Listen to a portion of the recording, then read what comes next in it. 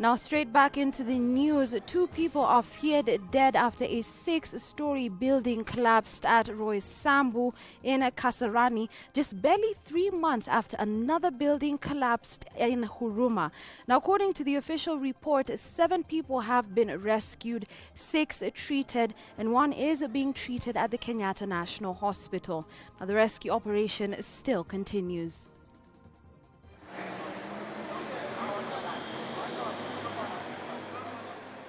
The 6-story building collapsed at around 10 a.m. 1 hour after the collapse, the rescuers responded. OCPD Kasarani Francis Sang confirmed 7 people were rescued, 6 were treated and discharged. 1 was transferred to Kenyatta National Hospital in critical condition, while 12 people are still believed to be trapped. Respond immediately, and we rescued 7 people who were taken to hospital. 6 of them, they have been treated and discharged in fair condition. Only 1 is in critical condition and he has been transferred to Kenyatta National Hospital. He's undergoing treatment. Otherwise, at the moment, we have received reinforcement from Kenya Army. We have the sniper dogs. We have the machines for removing the stones. And we have enough reinforcement on the ground, or enough forces.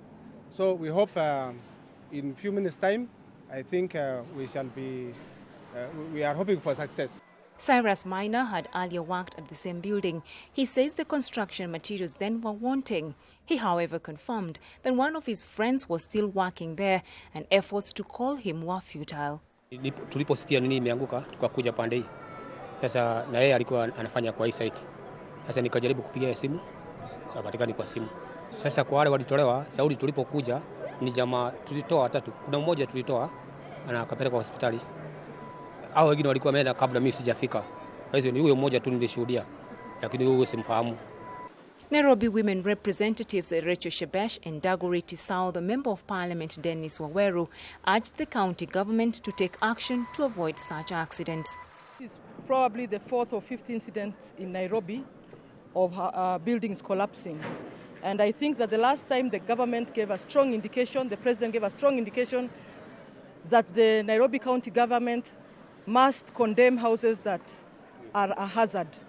This was a hazard, it was even marked as a hazard, but it has now become a disaster, trapping innocent lives in there. So it's about time the buck stops somewhere, and the buck stops squarely at the feet of the Nairobi County government. It is about time they started showing us what kind of work they can do as a government, because Nairobi as a county should not be having these kind of hazards turn into disaster. Bezos has indicated these incidences are becoming too frequent in our county. And one thing that comes to my mind is how efficient is the Nairobi County Government Building and Planning Department in terms of enforcement of the laws that are existing. We are calling upon the Nairobi County government to up their game. We are not going to sit again and watch innocent people lose their lives in our county. Alpheus Puleni, an area resident, was among those who tried to rescue the victims. Sasa niliposikia mlipuko haikuwa kubwa sana, lakini ilikuwa ile mlipuko ya kuendelea. Sasa mimi kusonga kutaka kujua nini inaendelea, nikaona vumbi. Nikasikia huu upande mwingine kuna mwingine alichukuliwa. So tukaanza kutoa tukiitana tuone kama sauti zinatokea huko. Saa zingine tulikuwa tunasikia kama sauti zinatokea, saa zingine hausikii. Ukisikia kama sauti tunatoa mawe, lakini tunafika hapo tunaona huko ndani ni kiza. Tukiwa kule upande mwingine, kumbe kuna kikundi kingine huu upande mwingine, wakaona mtu. Yeah. Wakaona mtu kule upande ule mwingine, ndio sasa wakakimbilia kutoa yule mtu. Wakamtoa. Wakawa 3. This is the 3rd building to collapse in a span of 3 months. Rescue operations are still ongoing. Just 6 hours ago, when this building collapsed, rescue operations are still ongoing. And the question that still remains, after 3 months, barely 3 months, another building has collapsed. And the question remains, When are we going to see an end to such incidences? For Ebro Africa News, I'm Miriam Kanyugo. Now, following the summons by the Ethics and Anti-Corruption Commission to Murang'a Governor Mwangi wa Iria and his subsequent appearance yesterday, now the Council of Governors, or some governors, have protested the way that he was handled, claiming that it was 1, demeaning, 2, disrespectful. As pressure continues to mount on governors named in the Ethics and Anti-Corruption Commission list of shame, defiant governors maintain that they will not resign but will cooperate fully with the anti-graft body in its investigations. Governors want the anti-graft body to conduct its work independently, devoid of political interference.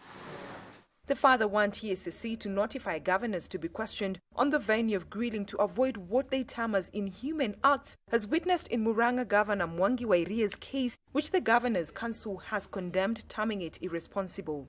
Governors will cooperate fully with EACC in its investigations.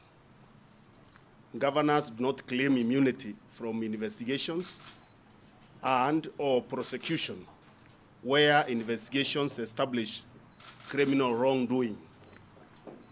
The process of investigations, manner of arrest, and arraignment in court must, however, be in accordance with the law. Governor wa Iria was arrested by officers attached to the anti-graft body in Murang'a and driven to Nairobi. His arrest was not related to the ongoing purge. But there is nothing here about resources. It's about my election, how I was elected. And we are in support of the war of corruption, or against corruption, but when it starts now getting to witch hunt of this nature, whereby even drama is created around you, you can't even be allowed to drive in your personal vehicle. Over a matter 2013, 2012, when we were presenting our papers for nomination, then I tend to say we have to stop being sick. This is and was not, and I can tell you it is not the objective of the head of state in the crackdown against corruption.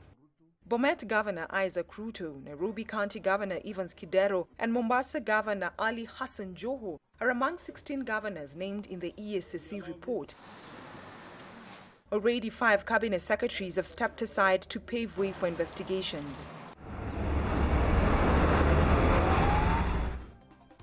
We're now back to discuss a couple of more issues pertaining to what happened in Garissa and the security situation with Captain Collins Wanderi. What I want to know is, which is a question that very many Kenyans are asking. Nkaissery just came into office just recently and he has quite a bit on his plate. Do you have confidence in his ability to deal with this security situation? I mean, everyone put him starkly different from the previous CS, but he's also faced more than his fair share of criticism. In your professional dispensation, do you think like he's the man who will be able to, make the right moves in hauling in on the situation? Let me say this, that technically Major General retired Joseph Nkaissery has the capacity and the ability to deal with the security situation in the country. He understands what is at stake. He understands the operational aspects and the tactical aspects, as well as the long-term strategies he needs to put in place to secure the country. That I can give him for that. But then we must ask ourselves, security is not just a question of the technical capability. It has so many facets. I've talked about the socio-economic issues. I've talked about the leadership. I've also talked about the national psyche. What is it that we believe in as Kenyans? The psyche, yeah. Yes. And this system where we have a situation where Kenyans love their freedom and rights more than life. You have a situation of a population that is very uneducated in terms of their personal security and issues of security. You have a situation where people object to being searched, even when entering vital installations of government. And this is the kind of situation that General Nkaissery has found himself in. The level of indiscipline in the country, not only by the security forces themselves, some of the elements of the security forces, but by the population. You have cabinet secretaries, principal secretaries who has sirens disobeying traffic laws on the road. How do you expect the common mwananchi to want to obey the law if the cabinet secretary cannot obey the law? When the cabinet secretary is told that you are suspected of corruption, the first thing they do is they bring in their tribal aspect, the political aspect, instead of saying, I have stepped aside quietly and wait for the law to take its course. So as much as he has the technical expertise, he needs a lot of support. One area which is lacking in this country is that we have 2 houses of parliament. If you ask me, we have, in the constitution, there is a requirement for county policing authorities. I'm still asking myself, what are the 67 senators plus their speaker doing to ensure that each of the counties, particularly the frontier counties, the ones that border, have international frontiers, are secured? That kind of discussion is not happening. And actually, in Senate. That's very, very interesting, because I told you earlier on in the news bulletin, we contacted a member of the county assembly, and one of the questions I posed to him was, okay, this is the problem that we have in your county at the moment. You know, what is the county government going to do? You know, what steps are you people going to try and take? You know, you're the ones on the ground. What are you going to do first? And he actually said, the county government can't do much because it's not really in our mandate, you know. All we can ask is for the support of the, you know, national government, etc., etc., etc. So do you think, first and foremost, that there needs to be a security mechanism and a proper operating one at the county level, first and foremost? Because if we're going to sit here and something happens in Garissa, are we going to wait for reactions or a response here from the center of the national government to get there first? You know, what are some of the measures that we can institute or implement immediately to prevent us from having, you know, it's a very fatal situation. These are 70 people, 70 Kenyans who lost their lives at once over a situation that they're probably not even aware of or were not a party to. So what can we do first and foremost, you know? What are the first things that we can do on the ground to make sure that, you know, we're not caught pants down like this again? One thing that we must urge, and perhaps, I mean, the Senate needs to get its act together. The senators need to understand that the establishment of county policing authorities is their responsibility. They're the ones to draft model legislation. That is their work, model legislation, so that you have national government being represented at the county and the county government. It is for the senators. You know, these are bright people. They should represent the wisdom, you know, the corporate wisdom of the counties, so that they can enact legislation which then combines the elements, because there is local enforcement units. But every county has an enforcement unit, which is a quasi-security unit, because it is also backed by the National Police Service and by the national government.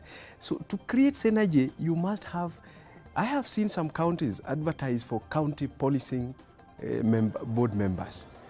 I haven't seen legislation and policy for all the counties or a model legislation from the Senate. Secondly, we have the National Assembly, which needs to make laws which make it possible for ground commanders, for people who are dealing with the situation command in Garissa, to be able to make decisions without reverting to the central, to their commanders in Nairobi. That is, it is defeatist to have somebody on the ground with forces who has to call somebody in Nairobi to approve deployment and active combat.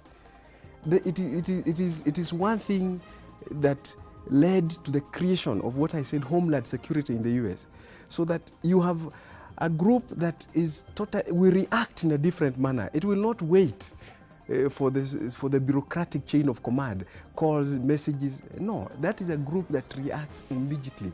It's proactive and takes decisions on the ground depending on the situation on the ground.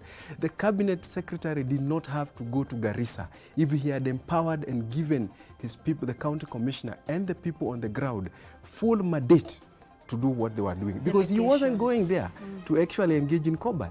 He was still going to depend on the local resources. Why not empower them and give them the authority and the mandate?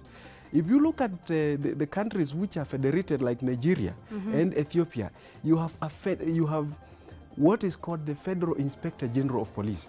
But in the states, you have commissioners of police who take decisions. The commissioner of police for a particular state does not call the IG to ask him for directions. I understand you loud and clear. Thank you so much, Captain. Unfortunately, that brings us to the end of Ebru Africa Prime Time News. But this is not the end of our discussion on matters security and the Garissa attack. Join us immediately after this bulletin as we discuss it with a beautiful, beautiful panel as we delve straight into the security situation and the Garissa attack on Just the Facts, coming your way in a few minutes. Don't you go anywhere. See you soon.